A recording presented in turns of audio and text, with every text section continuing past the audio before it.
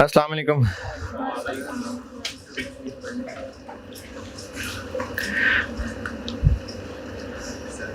दुरूद शरीफ पढ़ लें।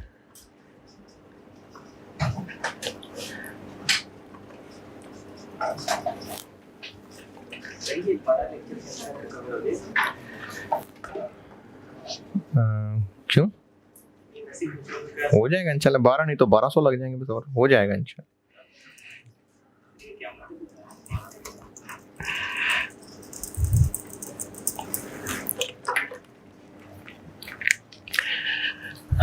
कल वाली बात से दोबारा शुरू करता हूं। अगर हम कोई चीज बेच रहे हैं और उसके साथ आइंदा कोई डिस्काउंट हासिल करने की कस्टमर के पास ऑप्शन हासिल हो रही है, तो आज ही हम जो चीज बेच रहे हैं उसके साथ एक और परफॉर्मेंस ऑब्लिगेशन बनाएंगे। उस वादे को हम अलग से परफॉर्मेंस ऑब्लिगेशन कहेंगे, और उस वादे की अगर तो स्टैंड अलोन प्राइस दी हुई है तो दी हुई है, नहीं दी तो कैसे फाइंड करें? किस चीज की परसेंटेज? जितना एक्सपेक्टेड है कि कल को डिस्काउंट देंगे इनटू प्रोबेबिलिटी। किस बात की प्रोबेबिलिटी? कि वाकई होगा, आएगा भी कि नहीं आएगा। इस अमाउंट से हम उस डिस्काउंट ऑफर की स्टैंड अलोन प्राइस निकालेंगे। अगर कल वाले सवाल में ही सेम सवाल जो मैंने लिखवाया था सेम सवाल होता और ये लिखा होता कि अगले महीने में चूंकि एनिवर्सरी मंथ है तो 2% तो वैसे भी सारी दुनिया को हम डिस्काउंट दे ही रहे हैं।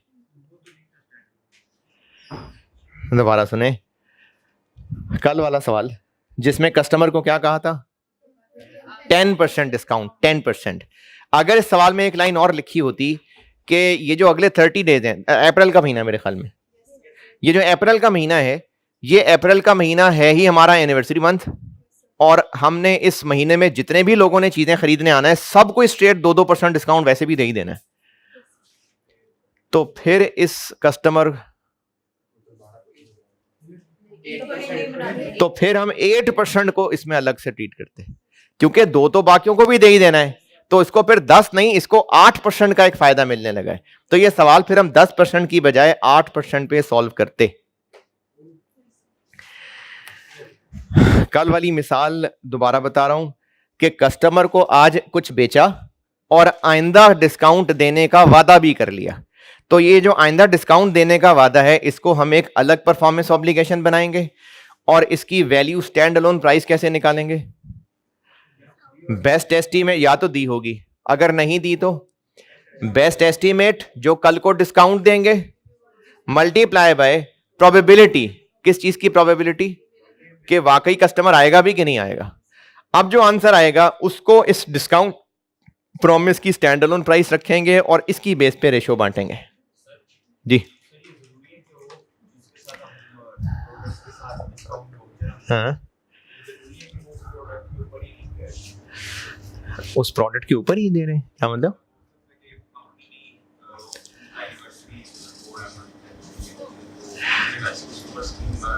नहीं, वो प्रोडक्ट एक कस्टमर हमसे खरीद रहा है तो उसको वाउचर दे रहे हैं, ना खरीदता तो ना देते। प्रोडक्ट ए हमसे खरीद रहा है तो हम साथ वाउचर दे रहे हैं,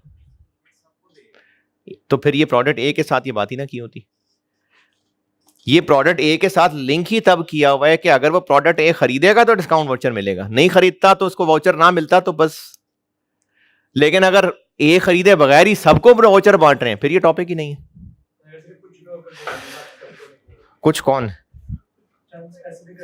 नहीं, वो कुछ खरीद रहे हैं कुरानदाजी, नहीं, फिर ये चीज नहीं है। ये तब है अगर हमने कोई प्रोडक्ट बेचा है, जिसको बेचा है उसी को साथ ये वाउचर दिया है, तो फिर ये करना है जो कल किया था। अगर वैसे ही हमने कोई स्कीम चला के लकी ड्रॉ किया और लोगों को वाउचर बांट दिया तो ये टॉपिक नहीं है। फिर वो टॉपिक वैसे ही अगर वाउचर बांट दिए वो IAS 37 में आएगा, और IAS 37 की प्रैक्टिस कराऊंगा तो उसमें क्वेश्चन में है भी, है उसमें क्वेश्चन में ये है भी कि इनाम बांटा हुआ है और वो लकी ड्रॉ से, तो वो IAS 37 में आएगा।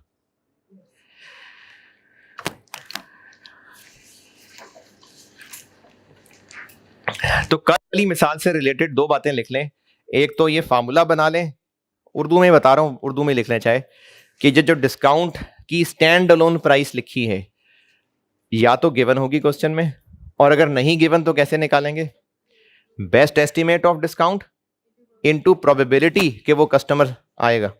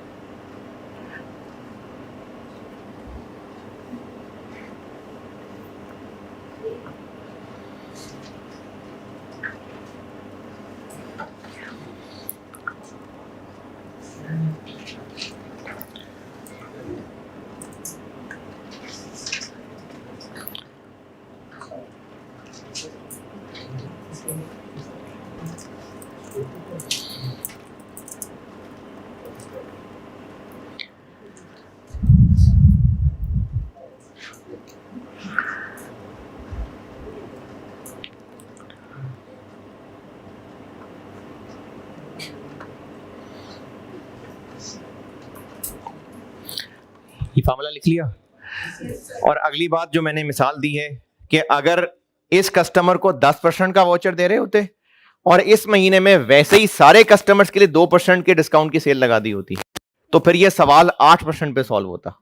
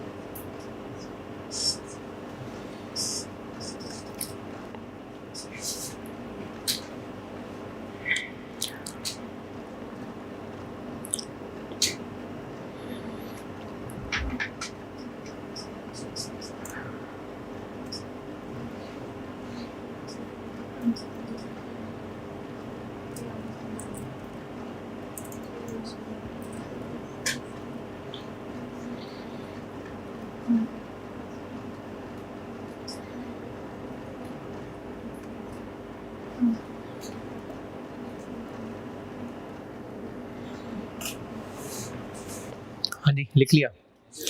अच्छा, अब आप ऐसा करें, एग्जाम्पल 49 पढ़ लें।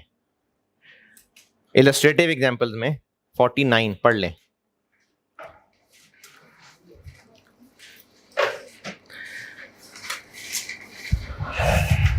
कैलकुलेशन भी अच्छी तरह चेक करिएगा उसकी, तो वो फिर एक और प्रैक्टिस क्वेश्चन समझे हो जाएगा।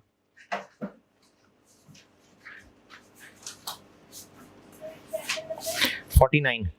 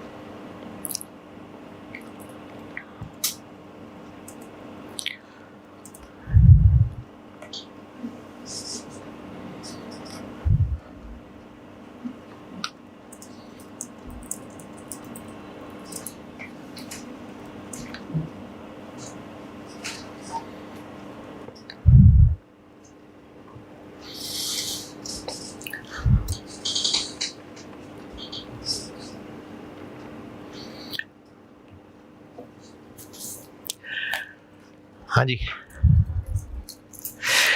अब इसमें 40% हमने डिस्काउंट, जबकि 10% वैसे भी सबको दे देना था, तो फिर 30% के ऊपर सवाल सॉल्व होगा और चांसेस हैं 80% के वो लोग आएंगे, तो वो इनटू 80। हाँ जी, एग्जाम्पल 49 वाकई डन। 52 भी पढ़ लें।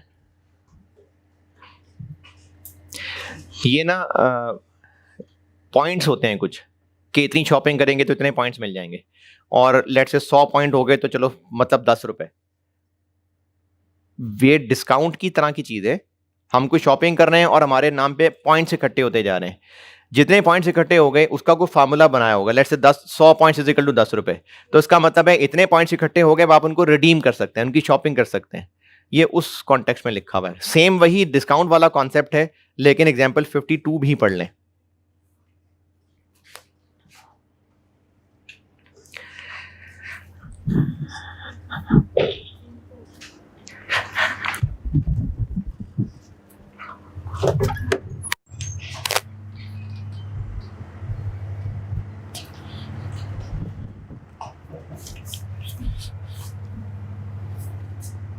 चलेंगे सारे?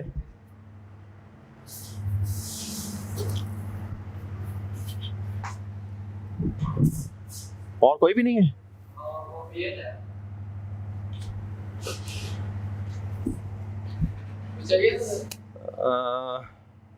नहीं, ठीक है, चलो।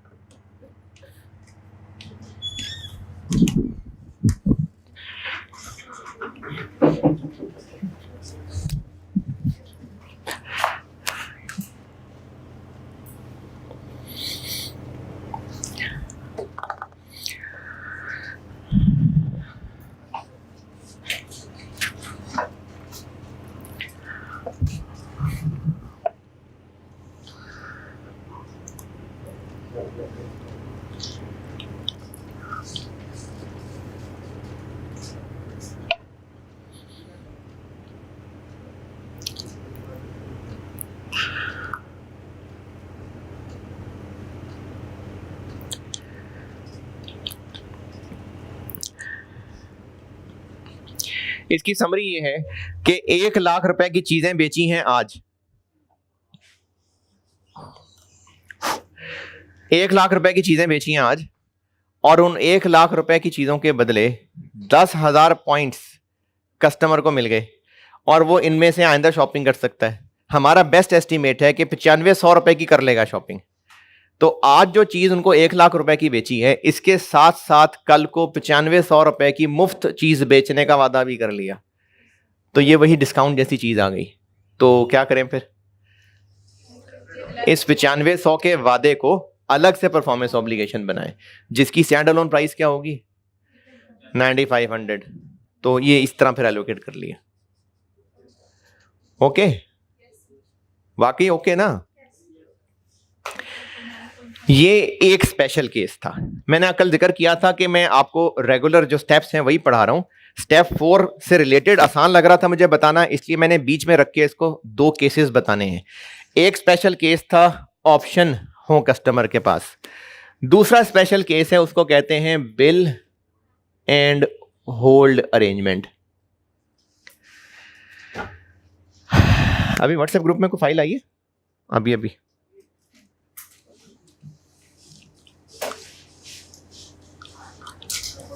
है? नहीं, चलें, आ जाएगी। मैंने टीए को भेज दी है। मैंने ना ये किया कि वो ये जो दोनों स्पेशल केसेस हैं, एक कस्टमर के पास ऑप्शन हो, ठीक है, नहीं आई तो कोई बात नहीं, एलएमएस पे मैंने प्लेस की है ऑनलाइन वालों के लिए, और आपके लिए मैंने टीए को भेजी है, वो ग्रुप में शेयर करेगा। एक पेज है, मैंने आईएस से ना वो कुछ पॉइंट्स उठाए हैं कि इन स्पेशल केसेस के पीछे अंग्रेजी क्या है। कस्टमर के पास ऑप्शंस हो तो उसमें क्या अंग्रेजी है, याद करनी है? नहीं, याद नहीं करनी। बिल्ड एंड होल्ड के लिए क्या अंग्रेजी है, उसमें कुछ कंडीशंस लिखी हैं, वो याद करनी है। बिल एंड होल्ड की एक अंग्रेजी भेजी है मैंने आपको, उसमें ना 4-5 कंडीशंस हैं, ये करनी है याद, ये याद करनी है।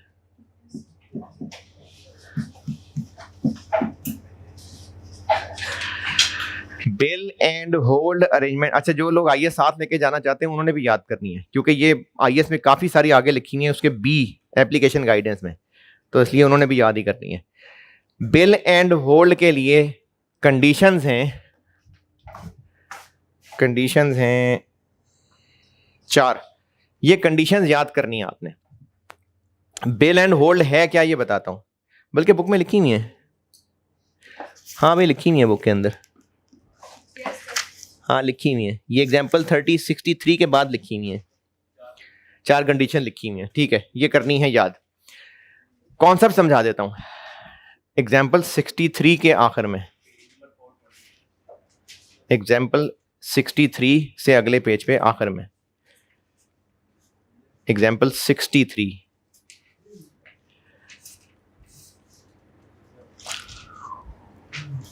आखिर में 4 कंडीशन लिखी हुई है, इनकी बात कर रहा हूं, ये याद करनी है। कॉन्सेप्ट समझा देता हूं। बिल एंड होल्ड अरेंजमेंट का कॉन्सेप्ट समझें। एक स्पेशल मशीन कस्टमर को बना के दी हमने, कस्टमर ने वो स्पेशल अपना ही डिजाइन बताया था, हमने उसको वो मशीन बना दी, लेकिन कस्टमर की फैक्ट्री में अभी चल रहा है काम, हमने वक्त से पहले मशीन बना दी। कस्टमर ने कहा जी मशीन मैंने एक्सेप्ट कर ली, ये मेरी ही मशीन है, लेकिन मेरे पास अभी जगह नहीं है, ये आप रख लें मशीन। और हमने कस्टमर के कहने पे मशीन रख ली, तो कस्टमर बेशक मशीन उठा के लेके नहीं गया, लेकिन हम समझेंगे मशीन कस्टमर की हो गई। हमने कस्टमर के बिहाफ पे अमानतन रखी हुई है स्टोर में।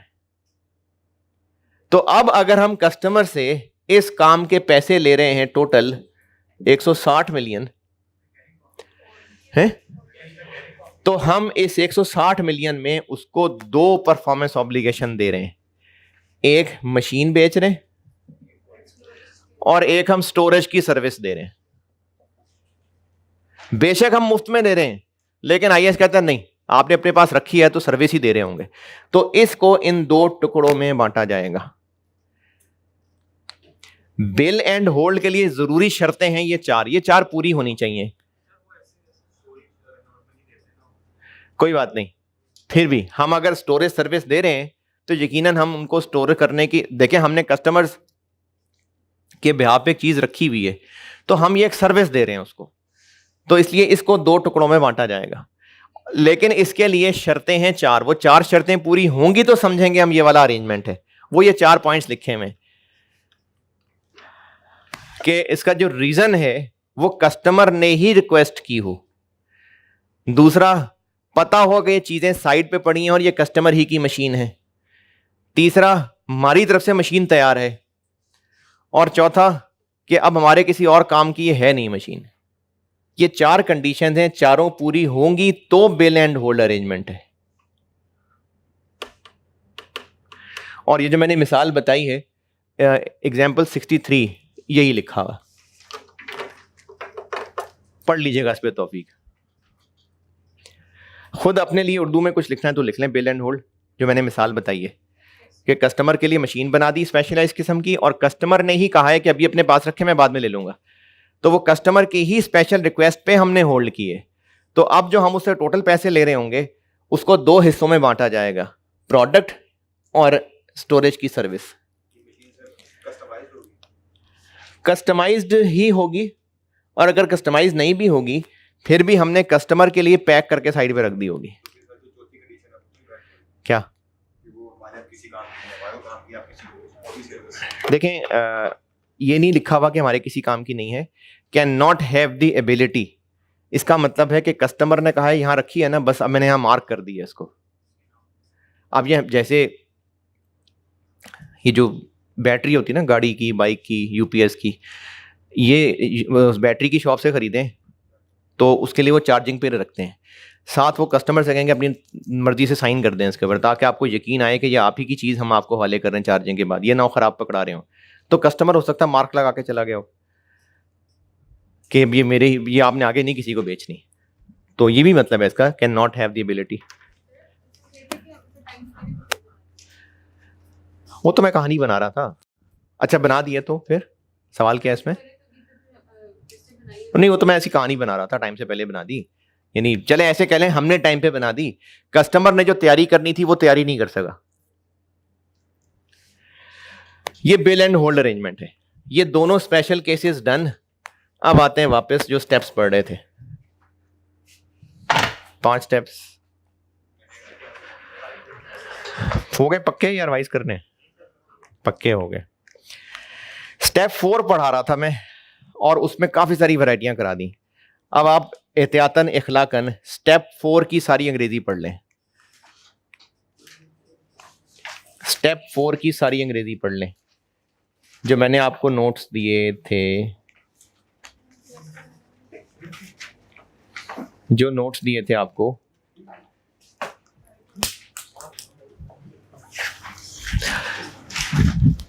जिन नोट्स से मैं आपको पढ़ा रहा हूं चैप्टर, उनमें स्टेप 4 की सारी अंग्रेजी पढ़ ले। मैंने स्टेप 4 सारा बता दिया आपको।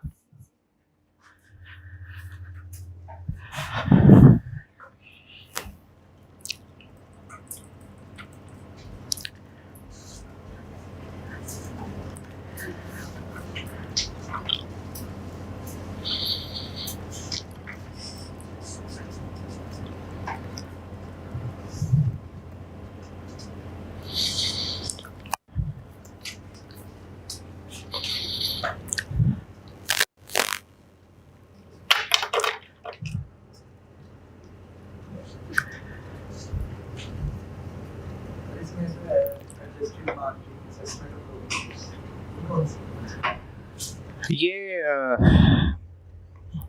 कि इस तरह की बाकी चीजें इतने की मिलती हैं, ये इतने की समझ ले बिकती होगी, ये भी गिवन होगी आपको।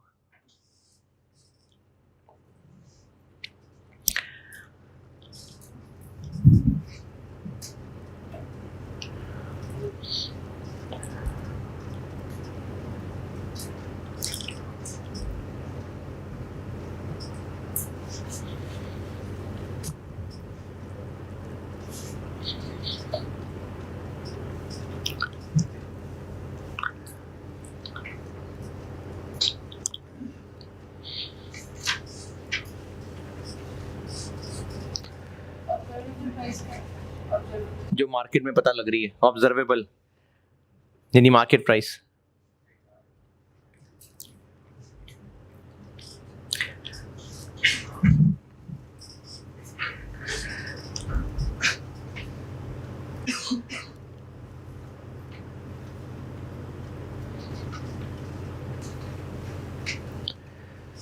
ये आखिर में जो ऑब्जर्वेबल एविडेंस लिखा हुआ है, ये पूछा है ऑब्जर्वेबल एविडेंस वाली बात जो लिखी हुई।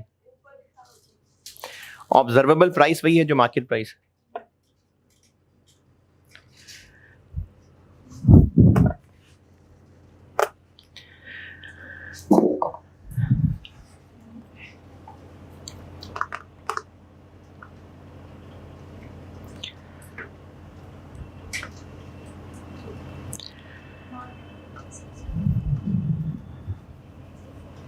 रेहान ये चाहिए मुझे जी।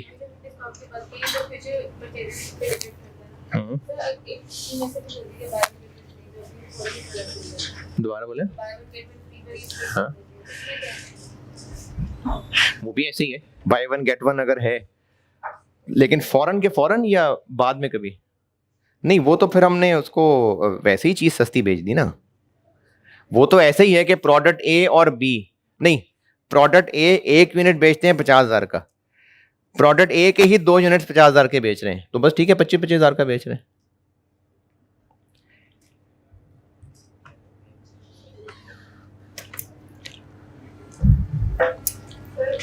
स्टेप 5 पे आते हैं जी। जी जी पूछना कुछ। मार्केट प्राइस ही है, यानी इसकी बहुत एक्टिव मार्केट नहीं है, बस गुजारा मुजारा किसी एक्सपर्ट ने बता दिया जी, इतनी समझ लो उसकी वैल्यू। एक्सपेक्टेड ये तो क्लास में किया था, इंस्टॉलेशन कॉस्ट प्लस मार्कअप, ये तो ऑन कर। अच्छा step 5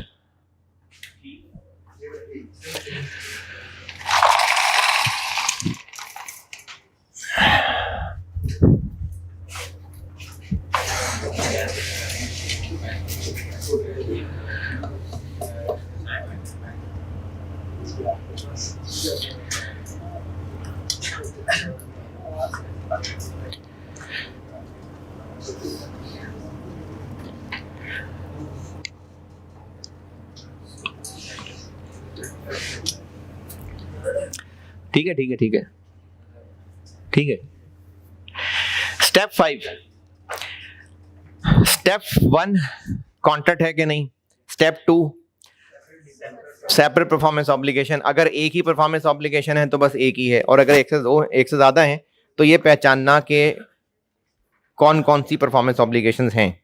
step 3 transaction price calculate करना। स्टेप 4 अगर एक से ज्यादा परफॉर्मेंस ऑब्लिगेशन है तो स्टेप 3 में निकली हुई आंसर को स्टेप 2 में निकली हुई परफॉर्मेंस ऑब्लिगेशंस में बांटना है। ये स्टेप 4 था।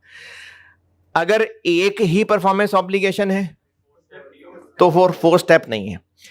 अगर एक ही परफॉर्मेंस ऑब्लिगेशन है तो जब वो परफॉर्मेंस ऑब्लिगेशन सेटिस्फाई होगी तो रेवेन्यू रिकॉर्ड हो जाएगा।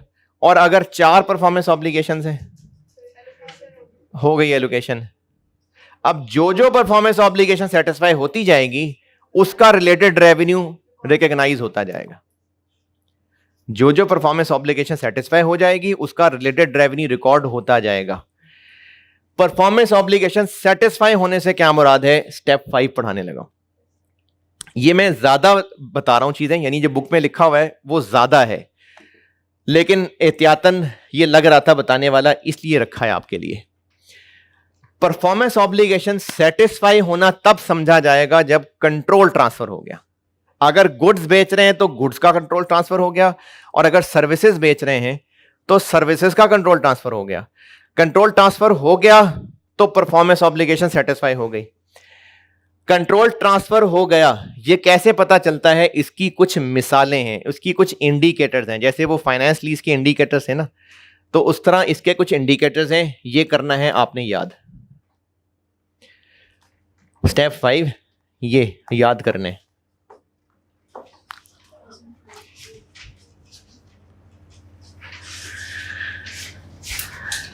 एंटिटी का हक बन गया हो पैसे लेने का, टाइटल ट्रांसफर कर दिया हो कस्टमर को, फिजिकल पोजेशन ट्रांसफर कर दी हो, रिस्क एंड रिवॉर्ड ट्रांसफर हो गए हो, कस्टमर ने एसेट एक्सेप्ट कर लिया हो, ये इंडिकेटर्स हैं।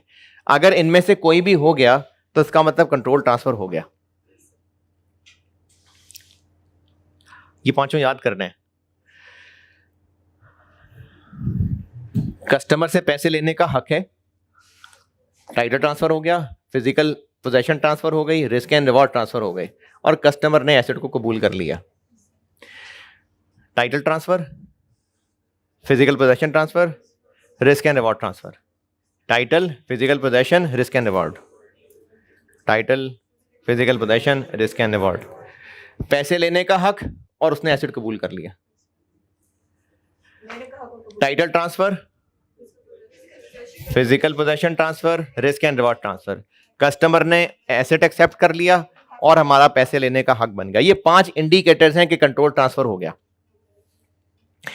कंट्रोल ट्रांसफर होने की 2 सिचुएशंस हैं। एक होता है कंट्रोल ट्रांसफर्ड ओवर टाइम, और एक होता है at a point in time. या तो कंट्रोल ट्रांसफर होगा, कंट्रोल ट्रांसफर यानी परफॉर्मेंस ऑब्लिगेशन सेटिस्फाई होना, या तो परफॉर्मेंस ऑब्लिगेशन सेटिस्फाई हो जाएगी eight a point in time, या होगी ओवर टाइम।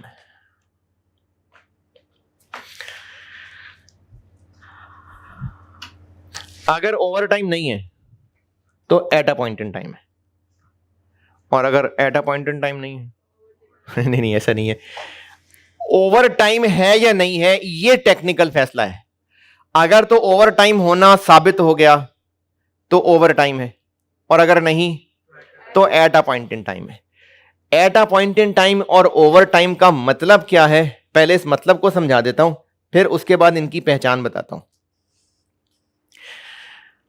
अभी तक स्टेप 1 2 3 4 सब ओके है ना। अब थोड़ा सा मुश्किल होने लगा है, फिर इस 15 सीट बेल्ट बांध लें, थोड़ा सा मुश्किल हो रहा है।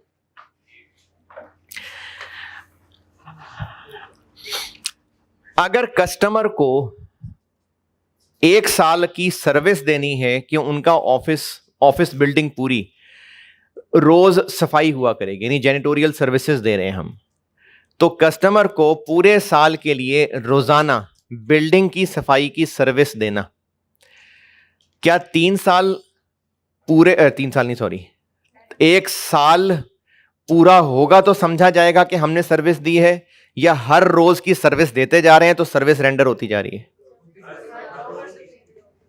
हाँ जी, हर रोज सर्विस देते जा रहे हैं तो वो कंज्यूम होती जा रही है, या साल बाद इकट्ठी एंड पे पता चलेगा कि सफाई हुई कि नहीं हुई?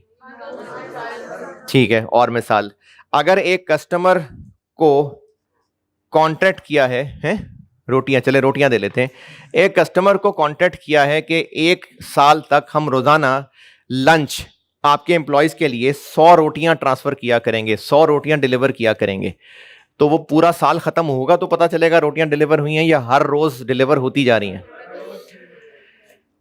ये पहला बुलेट पॉइंट पढ़िए।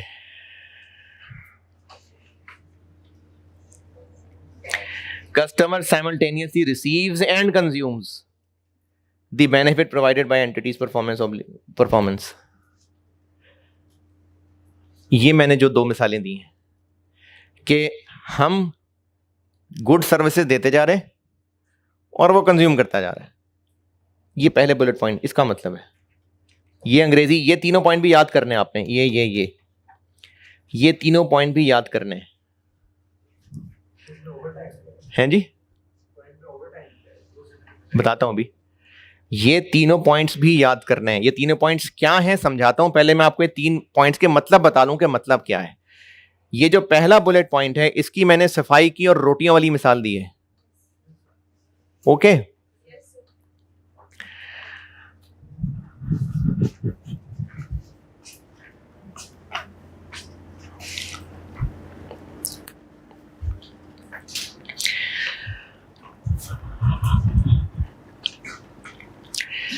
अगर एक कस्टमर, हम अकाउंटिंग फर्म है, कस्टमर ने हमें 1 साल का कॉन्ट्रैक्ट करके दिया था, कस्टमर से 1 साल का कॉन्ट्रैक्ट किया था कि 1 साल तक आपकी सारी बुक कीपिंग हम करेंगे।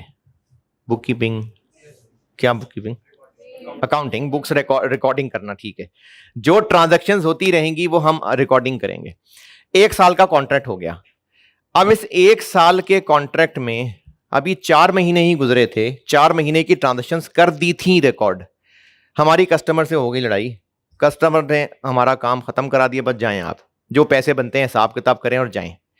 अब वो आगे किसी और कंपनी को हायर करेगा वो कस्टमर, तो वो जो कोई और कंपनी आएगी वो वहां से ऑनवर्ड फिर अकाउंटिंग करेगी या उन 4 महीनों का डाटा डिलीट करेगी फिर शुरू से अकाउंटिंग करेगी? वहां से ऑनवर्ड करेगी। क्यों? क्योंकि वो हो चुकी है ट्रांजैक्शन रिकॉर्ड।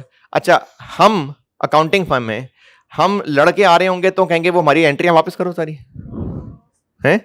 नहीं, तो वो कस्टमर को हमने वो सर्विस दे दी और कस्टमर का अब एक डेटाबेस बनना शुरू हो गया, कस्टमर का एक लेजर भरना शुरू हो गया।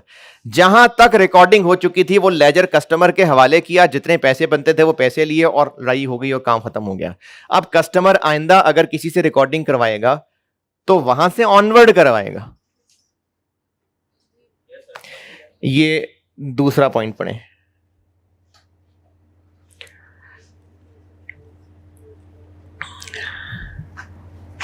यहां तक ब्रैकेट छोड़ के, the customer controls the asset as it is created और एनहेंस, यानी जैसे जैसे एंट्रीज होती जा रही हैं वो जनरल लेजर कस्टमर का है कि हमारा है? वो कस्टमर का है, बस कस्टमर के डेटाबेस से एंट्रीज होती जा रही हैं, हम एंट्रीज करते जा रहे हैं, अब वो कस्टमर का डेटाबेस है।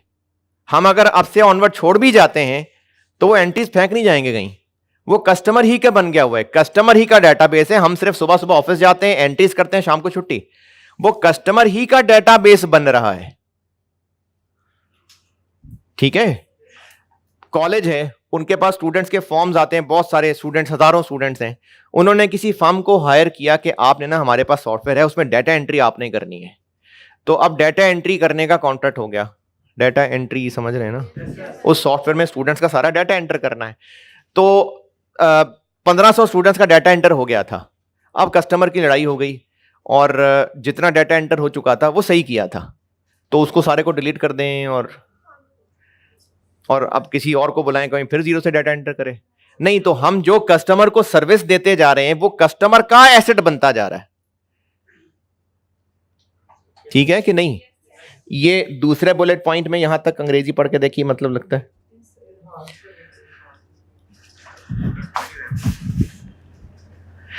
वो खाली सॉफ्टवेयर था, उसमें 5-10 हजार स्टूडेंट्स का डाटा आना था, 1500 का आ गया हुआ है, तो वो एनहेंस ही हो रहा है ना। दूसरा बुलेट पॉइंट, अच्छा इसी मिसाल को तीसरे बुलेट पॉइंट में एक और एंगल से बताता हूं।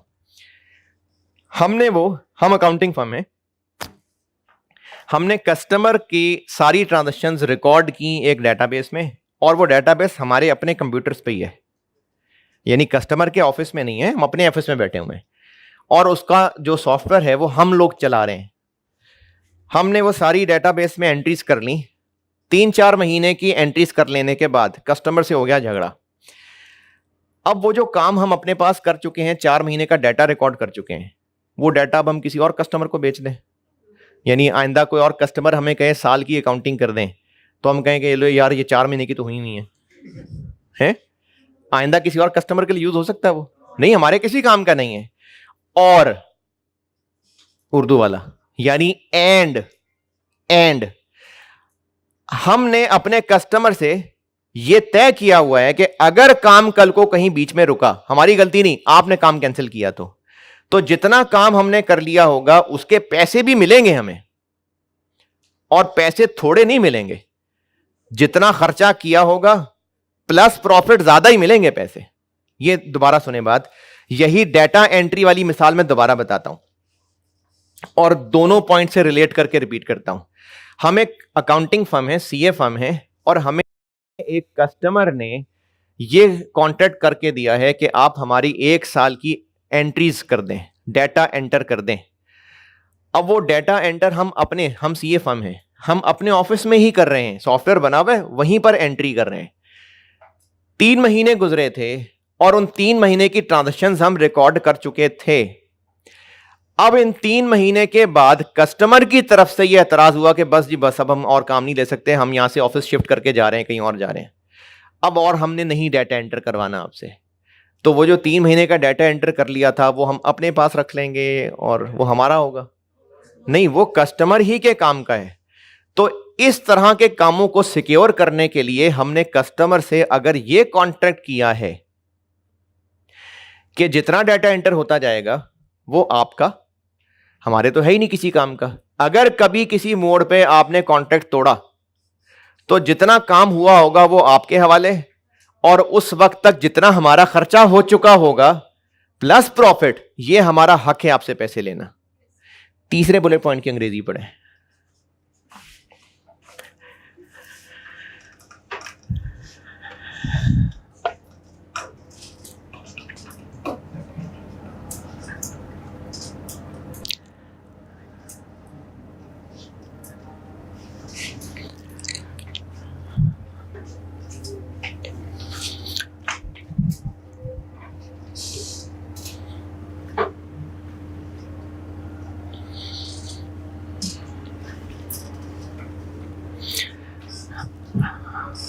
हाँ जी,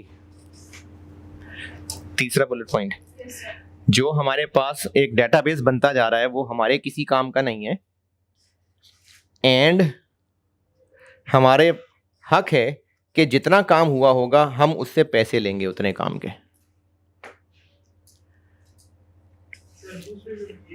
है जी?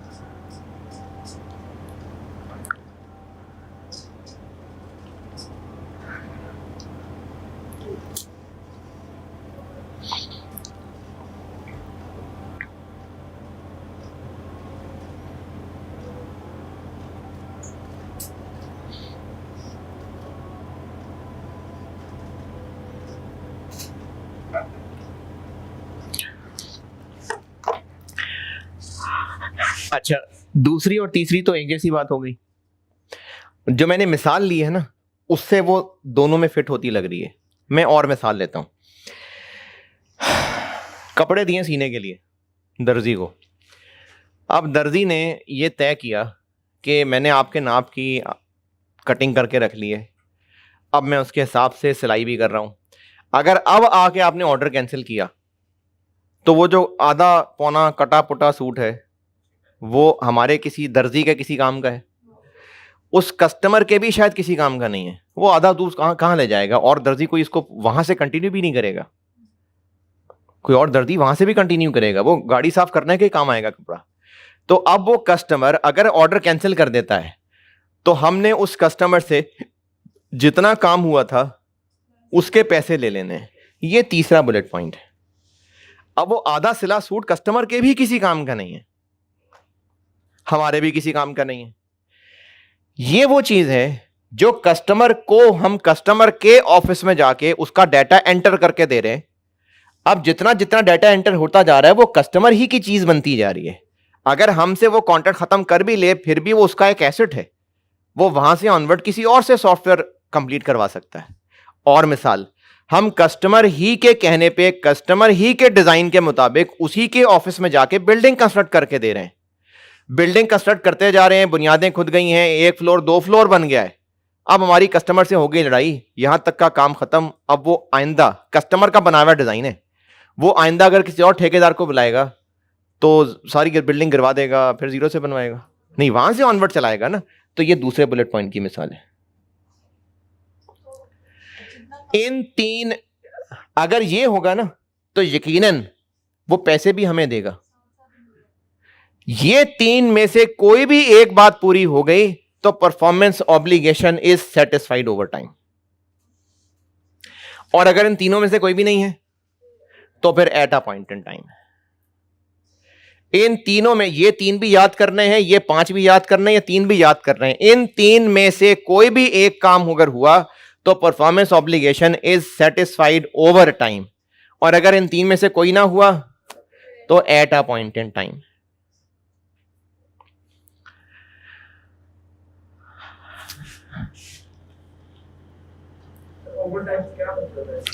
बताता हूं।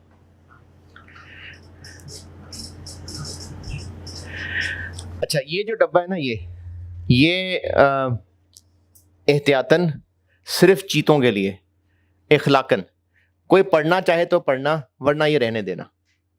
ये वाला डब्बा ये सिर्फ चीते चीतियों के लिए, आम कमजोर दिल हजरात के लिए नहीं है। हैं? यहां कहां? नहीं, मैंने आपको जो नोट्स दिए हैं उसकी बात कर रहा हूं। वैसे बुक में भी है बट डब्बा खोला हुआ है। मैंने तो डब्बे के अंदर बंद किया हुआ है ना, वो डब्बे से निकाल के लिखा हुआ है। तो ये इखलाकन और सिर्फ चीते चीतियों के लिए। और ये बता देता हूं ये क्या है। ये इसकी एक्सप्लेनेशन है इसकी। ये जो मैंने कहा ना कि जितना काम कर लिया उसके पैसे लेने का हक है। कितने पैसे? खर्चा प्लस प्रॉफिट। तो वो मैंने ये बात की थी। ये तो इसी को और एक्सप्लेन किया हुआ है। ये अगर समझ आ गया तो ठीक है, नहीं तो कोई मसला नहीं है। ये इसी पॉइंट को और एक्सप्लेन किया हुआ है जी। थर्ड वाले को ये था ना, ये इनफोर्सेबल राइट। तो ये इनफोर्सेबल राइट को एक्सप्लेन किया हुआ है। ये थर्ड बुलेट पॉइंट को और एक्सप्लेन किया हुआ है। अगर किसी ने पढ़ना हो तो याद करने वाली चीजें इसमें, ये जो ऊपर कंट्रोल के इंडिकेटर्स हैं ये याद करना है। और ये 3 सिनेरियो, इन 3 में से कोई एक भी हुआ तो ओवर टाइम है, और अगर कोई ना हुआ तो at a point in time है। अब ओवर टाइम और at a point in time से मुराद क्या है? हम कस्टमर को जो मशीन बेच रहे हैं वो मशीन थोड़ी थोड़ी करके तरसा तरसा के मशीन कस्टमर तक पहुंचाएंगे, या बस एक वन ऑफ चीज है, तो ये eight a point in time है। लेकिन अगर सर्विसेज दे रहे हैं, अच्छा सर्विसेज में भी एक मशीन ठीक करके दे रहे हैं कस्टमर को, कर दी मशीन ठीक, तो at a point in time. लेकिन अगर ऐसी सर्विसेज हैं जो सीरीज हैं सर्विसेज, जैसे 1 साल तक सफाई की सर्विसेज देनी है, तो ये ओवर टाइम है। यानी वो गुड और सर्विस जो बस फौरन ही कस्टमर तक पहुंच जानी है। फौरन से मुराद मेरी ये नहीं है कि इमीडिएटली, फौरन से मेरी मुराद ये है बेशक साल लगे, लेकिन हम कस्टमर के बिहाफ पे एक मशीन बना रहे हैं और कस्टमर ने कहा कि ठीक मशीन होगी तो मैं लूंगा वरना वापस कर दूंगा। तो अब कस्टमर को मशीन साल बाद हम बना के देंगे, लेकिन ये eight a point in time है कि ओवर टाइम है? कस्टमर ने कहा सही लगे तो मशीन लूंगा वरना वापस, ये eight a point in time है।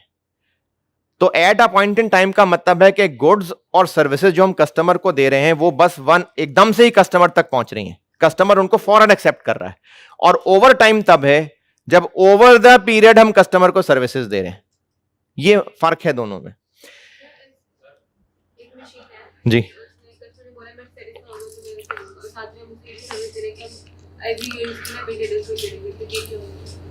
आप बताएं क्या होगा? अगर हम एक मशीन बेच रहे हैं और फिर 3 साल की उसकी मेंटेनेंस सर्विस भी दे रहे हैं, तो पहले तो स्टेप 2 पे आए ना, कितनी परफॉर्मेंस ऑब्लिगेशन है? 2, मशीन भी है और मेंटेनेंस सर्विस भी है। अब आए स्टेप 5 पे, machine eight a point in time है और मेंटेनेंस ओवर टाइम है।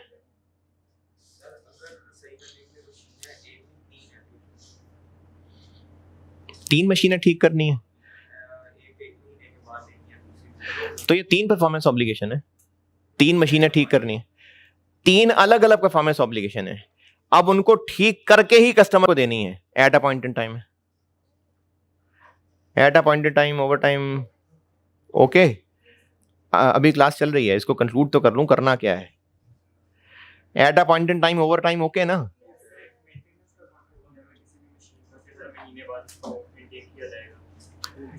अगर 3 साल की मेंटेनेंस सर्विस देने का कॉन्ट्रैक्ट है तो ओवर टाइम है।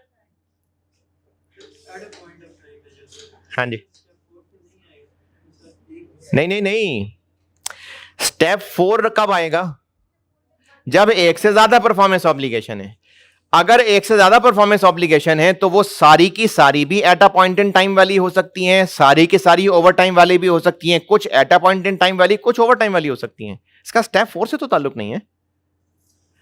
Performance obligation satisfied over time और at a point in time, पक्की बात है, क्लियर? तो करना क्या है? स्टेप 5 है क्या कि परफॉर्मेंस ऑब्लिगेशंस जब सेटिस्फाई हो जाएंगी तो उसका रिलेटेड रेवेन्यू रिकॉर्ड हो जाएगा। अब रिकॉर्ड कैसे होगा? इसमें सिंपल मैचिंग वाली बात ही है। अगर एक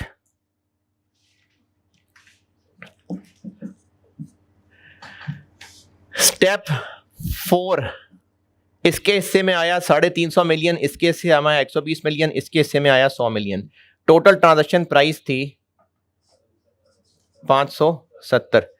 स्टेप 3 का आंसर था 570, स्टेप 4 का आंसर था इसको एलोकेट कर दिया। अब ये जो ए है ये eight a point in time है, ये ओवर टाइम है 3 साल में, और ये eight a point in time है। ये अभी दे देंगे कस्टमर को तो 350 फौरन सेल्स रिकॉर्ड हो जाएगी। ये तीसरे साल के एंड पे देंगे तो तीसरे साल के एंड पे सेल रिकॉर्ड करेंगे। और ये 3 साल में ओवर टाइम सर्विस देनी है, इस 120 को 3 साल पे फैलाएंगे। नहीं, इसका अभी जवाब देना। Eight a point in time, eight a point in time, जिस वक्त सेटिस्फाइड होगा उस वक्त सेल्स रिकॉर्ड होगी। और ओवर टाइम जितना पीरियड है over the period sales record होगी। अब अगला मसला कि ओवर द पीरियड बराबर रिकॉर्ड होगी या किसी और तरह रिकॉर्ड होगी, ये एक अलग मसला है।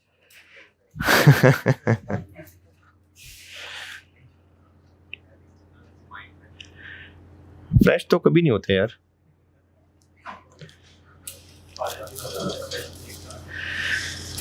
अच्छा चलें फिर एक सवाल ही करते हैं।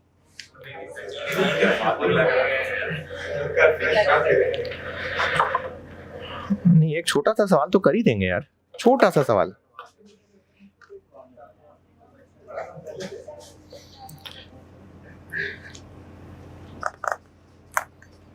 नहीं, एक तो हो ही जाएगा। नहीं होगा, चलें करते हैं फिर। छुट्टी करते, छुट्टी। ठीक है, अल्लाह हाफिज।